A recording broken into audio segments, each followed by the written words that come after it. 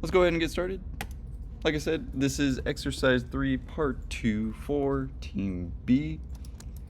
Just wanted to go over a couple of things. Honestly, the first one that wasn't working last time was the ability to change our camera.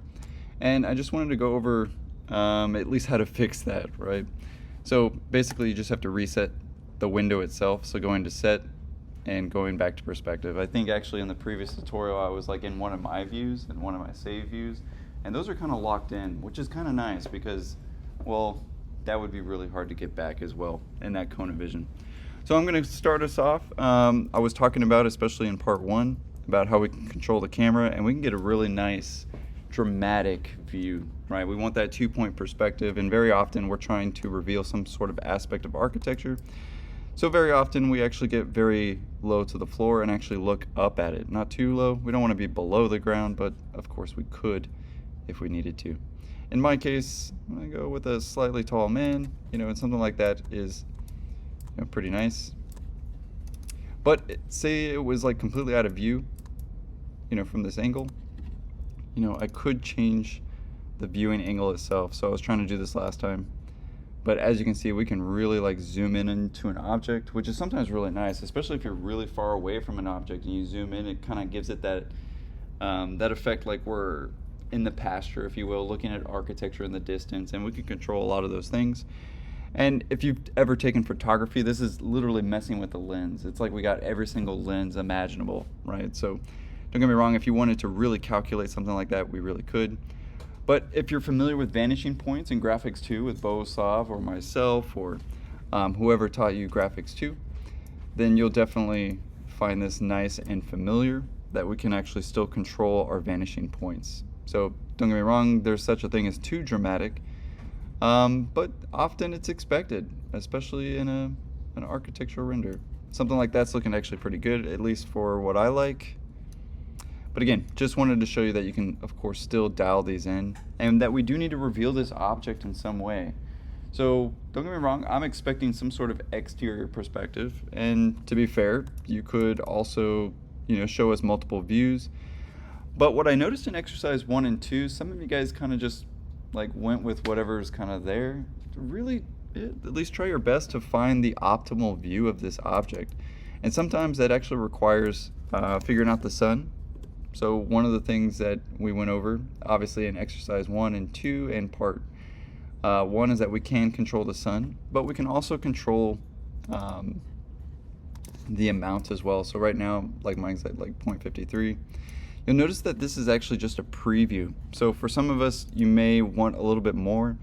In my case, at least on the Mac, there is only one settings. Keep in mind on Windows, there are 2 settings, right? So one is actually, never mind, they both have 2 settings now, I forget. In Rhino, we have settings, but also file settings. And in the Mac, they are 2 completely different settings. But you'll notice in the render window, we can actually control the amount of RAM that goes towards some of these items. Now this will look absolutely foreign to you if you're in Windows.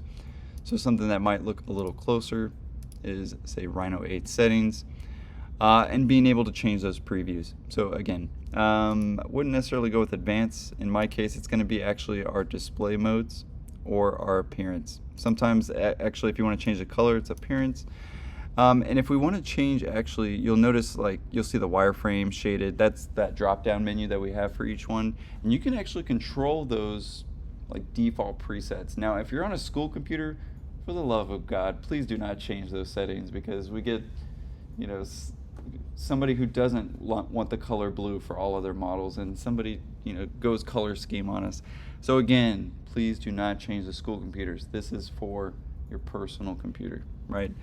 However, if you do, please change it back, right? Because it is one of those things that is relatively hard to change. But if we go to rendered, obviously we can control the shadows, right? So you see this little shadow tab. And in my case, I like, a lot sharper shadows, and this controls the preview, by the way, right? So this means shadows on. And in my case, I'm going to go with higher shadow quality. And you can actually see it changing my preview in the background. You see that? So again, some of us, by default, our computer goes to 0 because it has 0 RAM, or maybe you haven't dedicated your VRAM, and if this sounds foreign to you, I can help you talk through your computer. But 9 times out of 10, it just needs more RAM, right? And so we can actually control some of those. And I meant to go over this last time, but didn't want to also just like absolutely confuse everybody. I don't really like blurring inside of mine, but keep in mind, like if you go out in reality, let's face it, you can actually see a course of blurry shadow from the sun. But self-preference, if you will. In my case, self-shadowing artifacts, I like it cleaner. Transparent objects, we can make them cast shadows. Camera-based clipping bubble, probably wouldn't mess with that. This is kind of like so that you don't accidentally make stuff. Are you familiar, guys, with video games and how like the world itself is actually generating based on where you move? Like it's not actually all there, like GTA 5 or Skyrim. It's not actually loading the whole model. It's loading a radius around the local user. That way it can save GPU and CPU. Well, Rhino does the exact same thing. But if you're noticing like you have a lot of objects, sometimes people mess with this bubble. And shadow intensity, I usually go to 100%. So again, just kind of wanted to show those, right? That way we can see our model a little bit better and produce a little bit better. Honestly, not even close to what I want, but it's also based on, keep in mind, these environments have a huge difference, right? So I briefly talked about them last time, but can't express enough that, you don't have to get really fancy with the spices, especially if you're not ready to figure out what these studio environments do. So I didn't want to get you guys too confused. There's nothing wrong with a white background. There's nothing wrong with a transparent background, especially for this assignment where we're trying to reveal the object, not so much how cool we can do with our backgrounds. But you'll notice as soon as I change some of these environments, and especially like the lighting environment, also it's kind of hard to like change this to nothing, right? You can go back to no environment, but let's face it, I may have to work my sun shedding settings again. Another option is to ditch the sun completely, right? So this is a little bit more advanced, but there is something called, and let's turn off my camera so we're not too confused here. It's called a spotlight. So if you just type in spotlight and we hover, we actually select a midpoint and then we select the radius of that spotlight and then we choose the direction of that spotlight. And to be completely honest with you, some people prefer it. It's a little stronger of a shadow. It does actually do something that we see in reality, such as crepuscular rays and non-diverging shadows. Again, if this sounds foreign to you, no big deal. But I don't know, maybe I'm trying to go for a dramatic look, and that would definitely be the best way to do it. What's nice also about that is it's highly more manipulatable, right? So I can actually still control the radius, which is really nice. So if I didn't want that diverging so badly, I can make this, of course, bigger and bigger, right? Just a larger cone, right? So if that shadow is just too diverging for you, again, just kind of manipulate it. But this is actually what we used to do before there was a sun setting. I know it's hard to believe, but there wasn't always a sun command in Rhino. This program goes way back, right? So back in the day, we used to use spotlights, but arguably, I still like them better. I don't know what it is. It's just like a nice crisp shadow. It's not trying to be realistic. And keep in mind, sometimes in architecture, we're not trying to fool somebody necessarily with how real it can look. And sometimes the public actually expects this, and worse, clients expect this and go, hey, you said the wood would be this color. I'm suing you because it's not that color, right? And that's a very real situation. I don't mean to scare or fearmonger you guys, but what I'm trying to say is, let's face it, we're getting into a certain area of the world where now there's going to be this hyper-realistic 3D rendering, and people are literally sometimes even fooled by it, myself included, when you go on Pinterest and type in interior rendering and it looks real, right? And in fact, it's not, right? So again, what I'm trying to say is we combat that with going, look, I purposely want it to be cartoony to express the object. And I think there's something admirable about that. So again, just wanted to kind of go into some of those settings. Another thing that's really cool about the camera that I wanted to mention also, and that you're welcome to get into, is actually an interior shot. So I left off last time just kind of phony modeling most of this, but I forgot to mention that you can also use your previous tools. So like Boolean difference and wire cut. If you're noticing your object is a little too cluttered, or You can still open it up spatially, right? And arguably, I want you to make an artistic spatial object, and that's kind of hard to look at if arguably, like right now, it's like, what am I looking at, dude? There's not a whole lot of space going on. So arguably I may want to actually open up this object a little bit, but I don't necessarily want to change that shape that I came up with in my original diagram. So let's take a look at this in a shaded view and start dissecting this a little bit. And if that's absolutely annoying, you can put it on its own layer or just hide it, right? In fact, even if you hide it, it's still actually, oh wow, never mind. When you do hide it, it goes away. That wasn't always the case, so I'm learning something new every day as well. Anyway, get that thing out of the way, and let's cut this thing up a little bit more. Keep in mind, I do have some curvilinear and orthogonal objects, so we'll work with it. But in my case, I don't know, let's say I wanted to cut it up with a circle and, I don't know, an irregular object. So we'll go with like a polyline and just do something irregular. Not too irregular, but irregular. It's like my shape of this project. But maybe I do want to open it up, so let's cut it open, right? I don't know. More of a fan of the circle. Let's see what the circle does. In my case, I kind of want to see where it is, right? And by default, it is drawn in either of these views. I think I've said that before, but it is drawn on that axis line. So if you're ever looking for some of the things that you're drawing, of course, just go to the axes lines. But yeah, let's definitely open that guy up. It definitely needs it. And it's a wall, it's solid. I want to get an idea of what's going on spatially in there. So let's wire cut it.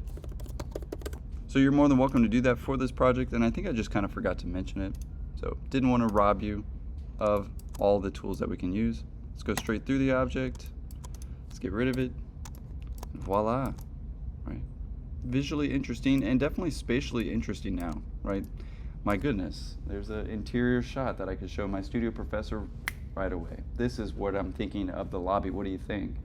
I don't like it. Okay, great, because that's just one simple little view I made in 30 seconds, right? But they don't have to know that part, right? They very often our studio professors actually assume that we're doing much more, so that's kind of nice. Well, some studio professors, but I digress. Let's take a look at it. Another reason I love digital technology is because I can immediately see what something looks like right away. But to be fair, you're more than welcome, especially for exercise 3, if you want to show us an interior shot, by all means, right? However, I would say maybe both shots, one exterior, one interior, if you were going above and beyond, right? And you just want to show us how cool your objects are. But again, you can wireframe them, or sorry, wire cut them, and immediately start to get some shadow results. I mean, I'm looking at my D2 students right now that are like, are you serious? Like we could do this the entire time, right? Because normally we'd have to do this by hand. So my goodness, right there, I love the way seeing the light come through the object as well. I mean, it's powerful, but we do have to move things around. And let's face it, on the drafting table, that's easier said than done. So again, already a plus right there. Let's wire cut it again. You know, why not? There's that wire cutting that I'm talking about. There's that bubble that it's not going to actually make, referring to Skyrim and everything like that. Another thing that we could do is minus objects from other objects. So for instance, I mean, you're more than welcome to. Let's just see what it does for now. So wire cut, or sorry, Boolean split. So take this piece, that piece. You know, if I wanted to get rid of something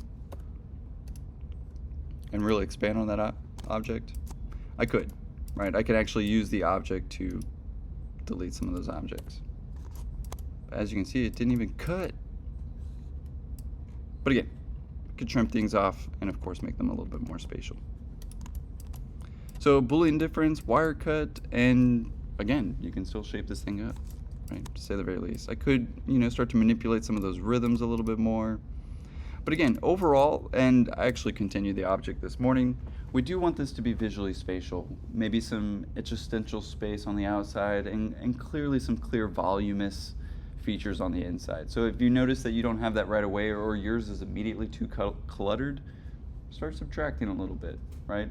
If you notice you don't have enough and it's just a grid space, add some more mass, right? But we do want some sort of balance between all of it. right, to say the very least. Now we do get 3 chances, so I do want to mention this just because I didn't get it, I don't think, on the recording itself.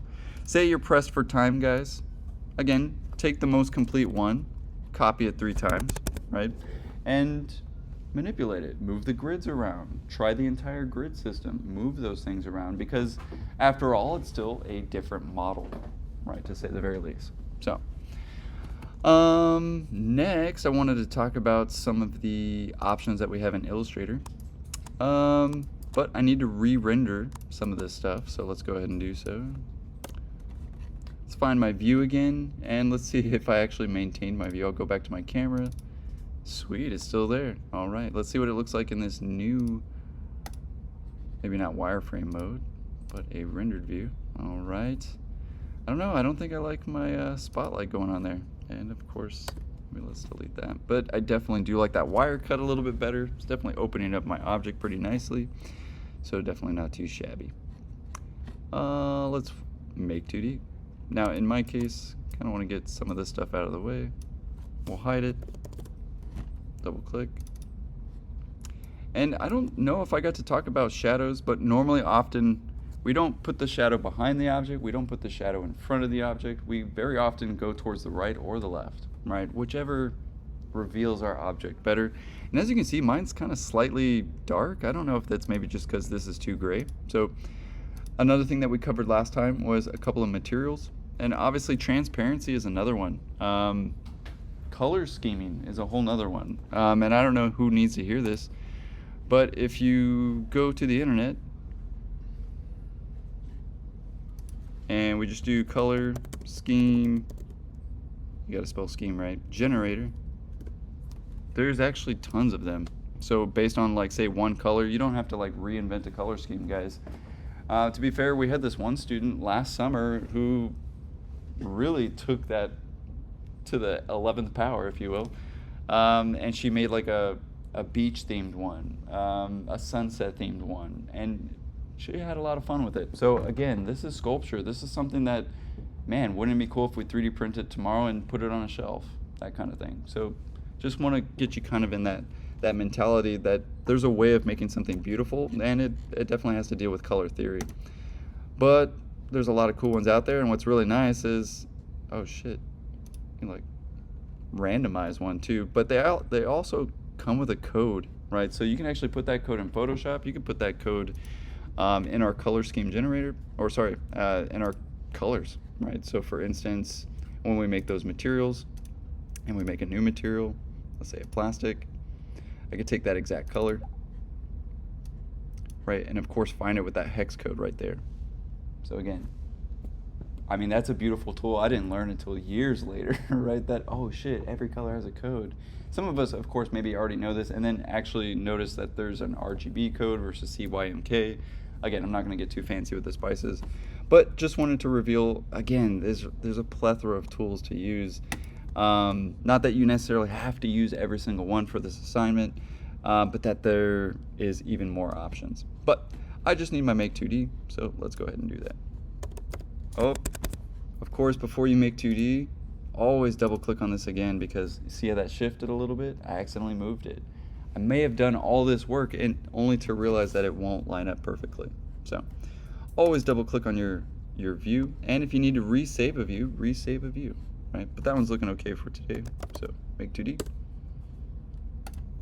And let's get this guy in Illustrator, because I do have a little bit more to talk about in Illustrator. Aw, man, I accidentally reshaded it, or sorry, reviewed it. Man, I'm lost for words today. Too long of a weekend. But let's get that in there. I may want one view. If I wanted 2 views, I'd probably make this one slightly smaller off to the corner, and maybe do a, I don't know, let's get that interior view. Why not? Let's just show instead of always tell. Let's say that was my interior view. I don't know. Now we got to find like a good interior view, or I won't be happy with it. All right. It's my interior view for today. Do a plus camera, and we'll call it interior shot. Sweet. But now I'd want to take that view. Now this is where it gets a little tricky. I want to actually highlight the model first, double click on that view, then Make 2D. applying. And what's nice is it should, I believe, actually, yep, go to the framework of that camera. So wherever the framework of that camera is, of course it maintains it very nicely. And again, you can go back to that interior shot, and I keep accidentally doing that on my top plane. So, but nicely enough, holy crap, that would have taken me hours to develop on a drafting table. And even better, man, if I don't want it to be a square frame, I'll make it a circle frame. And I'll trim everything outside of this, because why not? However, keep in mind, if something's grouped, it doesn't like trimming stuff in a group, and it makes a lot of sense. So we'll ungroup the entire thing, take this and trim it out. Realize I'm kind of going over a lot more advanced stuff today, and that's okay.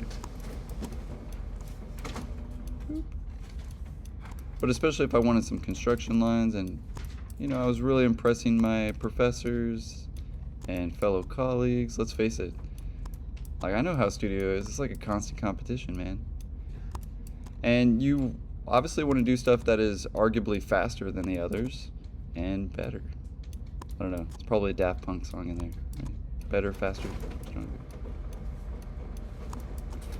And some of you guys may notice this, if it's not actually cutting on that cutting bar, like say you have a line that's outside of it and you're trying to trim it, it won't trim. Why?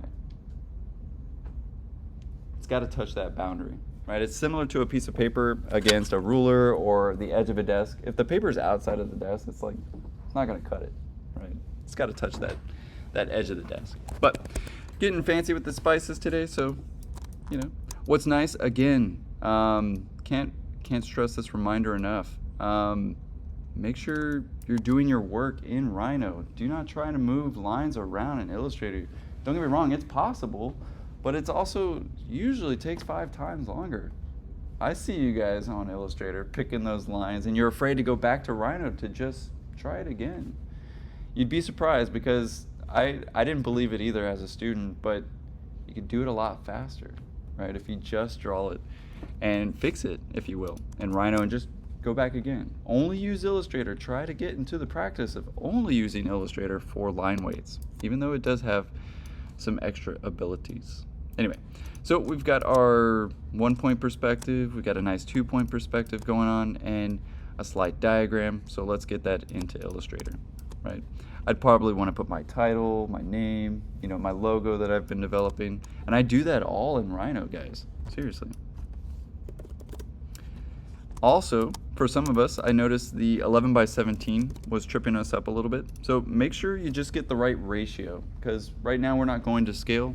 So in my case, the right ratio would be anything that's 11 by 17, as long as the same units. So if I do like 11 feet by 17 feet, I'm gonna get that ratio that I need, right? I can rotate it, I can make it larger, smaller, doesn't really matter. I've already got one right here, but just wanted to go over how important that boundary line is. So we'll take the entire thing, as you guys already know, export selected, and we'll turn it into an AI file, Adobe Illustrator. So we'll go ahead and do that. And for today, we'll put it on the desktop. Of course, you should put it in your SAC folder / computer graphics / summer 2026, and of course, put it in the right project folder, right? As much as I try to go quick in these tutorials, I do got to remember that we got to practice some good habits. So, exercise 3 and part 2. Now, I'd probably put that in my Illustrator files and go from there. However, the fun part is you usually trying to find the thing that you just saved, right? Who else is with me? Right? Have you ever saved something and you're like, man, where the heck did I save it? Story of my life. But we'll go to Illustrator and we'll go ahead and open up that file, as you guys know. And luckily the Mac actually does bring you to the latest folder that you saved in, so I gotta say I love Mac for that reason alone. You can set Windows to do that, by the way, but sometimes not always a default. Now in my case, some of us, it usually defaults to a 12 by 18, but just to recap, in Illustrator, to change also the amount of paper space that we have, we can go to File, Document Setup, and Edit Artboards. Let's do that one more time. File, Document Setup, and edit artboards. What's kind of nice about this is you can add as many pieces of paper that you wanted. Say I was doing a presentation, I don't know, for studio, right? And I had multiple 11 by 17s, right? I usually just kind of guesstimate those real quick, right? And then as soon as you click on them, at the top you can actually change their width, that W, and their height, right? So we'll change that to a 17 and move it along. And we'll change that to 11, right? And what's kind of nice about this also is if I have all three of these pieces, I don't know, this next assignment, how many pieces do you need? My B team, of course, 3, right? You need 3 11 by 17. So does it make sense to do that all in one file? That way when I PDF, all those PDF sheets are ready to go, right? Now don't get me wrong, I could do it individually, and I did for a very long time. But now I can get all 3 all on one sheet. Why might else that be a good idea? Well, sorry, what was that, Liz? Presentation boards? You could set up the presentation, but I'm about to do all my line weights. Now, do I want to do my line weights for 3 separate exercises? Or do I just want to get it all on one swoop? See where I'm going with this? Right? All on one swoop, especially if I'm going to use the same line weights for certain layers, right? I can get 3 line weight sheets in one go. I mean, I know that I sound like I'm just geeking out about that, but guys, that's your time, that's your money, right? That's the time that you could be spending on something else, of course, maybe focused on the design in studio, right? Rather than just the line weights and, of course, communicating it. So that's good to go. And let's say, for the sake of tutorial, I'm going to hold, got to get out of the artboards. Oh, it does label it now. I guess that's a new thing. It's kind of nice. They didn't always do that, especially in 2025.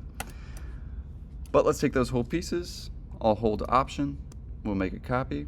I'll hold Shift to also keep it orthogonal.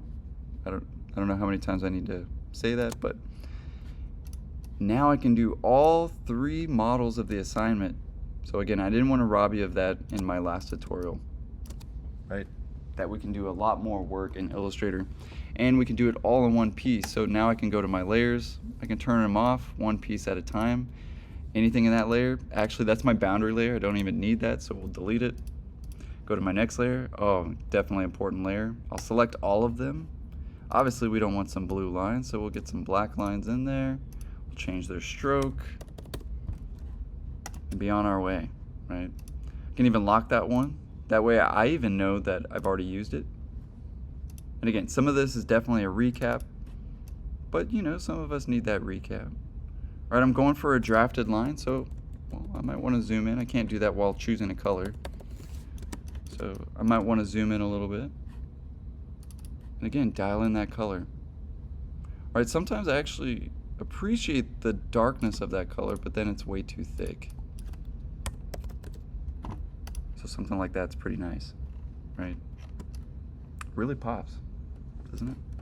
And again, I just finished all 3. I don't have to do that one step at a time. Again, and I know we'll go over this multiple times, but again, the power of the tools, I think in introducing that, be ready to use them as well, right? And don't be afraid to go, well, man, I put this one in the wrong spot, or I got the wrong angle, or man, I should have actually changed the line weight of some of these. Don't sit here and be a hero and try to sit here and select each of these lines. Oh man, well maybe I want those to be a little bit thicker. I mean, don't get me wrong, you can. There is an option, and it is possible, right? But also the best way to do it is just go back to Rhino. We'll zoom in a little bit. We'll change this to a different layer, right? We'll go to our layers. Boop. Select points, or obviously maybe a new layer. We'll call it, line weight 5, if you will. Right click and change object layer. And again, now I can apply that to each of my drawings. Because some of this stuff you guys may realize, and starting to realize too, it's the amount of clicks that we have to do, right? And you'll start to notice the frustration of messing up, or you're about to do something, you're like, man, I know this is gonna take me a while, right? Based on previous experience. So don't be afraid to try something, especially in this class, especially while it's just an exercise, especially while it's just a small assignment, because eventually that time adds up in studio, right, to say the very least. So anyway, just wanted to recap. Obviously, some extra things like wire cut and Boolean difference that we can do to enhance some of the spatial qualities of our model. A little bit of the view taking. Obviously, we can go interior views, we can do exterior views, and we can really dial in the drama, if you will, of those objects. But then also just recapping some of the small stuff in Illustrator, such as, you know, who needs to hear it? I don't know, but, you know, work smarter, not harder, right? And especially for this assignment, get it all done in Rhino and then line weight it up, right? And I'll say it like I always do. You want to spend literally 90% of your time in Rhino, 10% in Illustrator. And if you notice that's the other way around, you're definitely not in the right path. So I want to get you on the right path because, let's face it, making a bad habit, you'll end up like me, where you continue your bad habits, even into professional, you know. And let me tell you, it's kind of hard to break the habits that I made because I learned this program and nobody was there to guide me. Or, you know, I was always doing it the hard way just because I was kind of stuck, like, man, no, I know the hard way, you know, and it's easy to me. I don't care if it takes me 2 hours longer than it took you. It took you 2 minutes. What the hell, you know, doing the exact same thing. So again, that's why, of course, I teach this class and record it, you know. So anyway, before we finish part 2, anybody have a question? Maybe for Illustrator or Rhino?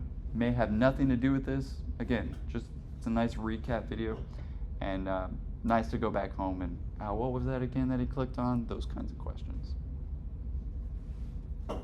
Yes, ma'am. So those 3 artboards are all the same iteration? No, this would be, well, in my case, yes, right, because I didn't move anything. Mm-hmm. But to answer your question, they could be, right? So, like, for instance, there's not a whole lot of difference between these, except maybe arguably line weight. But for instance, maybe I finish my model, and I move this one, and I make that a square. Is that a different iteration? Yeah. Yeah, it's not a huge difference, but it is. Absolutely. And it's a great question because you don't have to reinvent the wheel for each exercise, right? Now, don't get me wrong, I would say use this if you're pressed for time, you know, just move stuff around and get a different take, because it's kind of funny. You can have the exact same shapes and make a very different spatial object. So, I mean, don't get me wrong, we're not trying to reinvent the wheel here. However, I know some students that's like, no, man, I need to come up with something new every time, and I get that too. I was definitely that way, but it does take longer, so keep that in mind. Great question. Any others, guys? I know it's a bit of a small class today. We're missing 40% of our students, but that's okay. They'll hear it in the video and be like, shit, I should have been there. No other questions, guys? Fair enough? We'll end it there.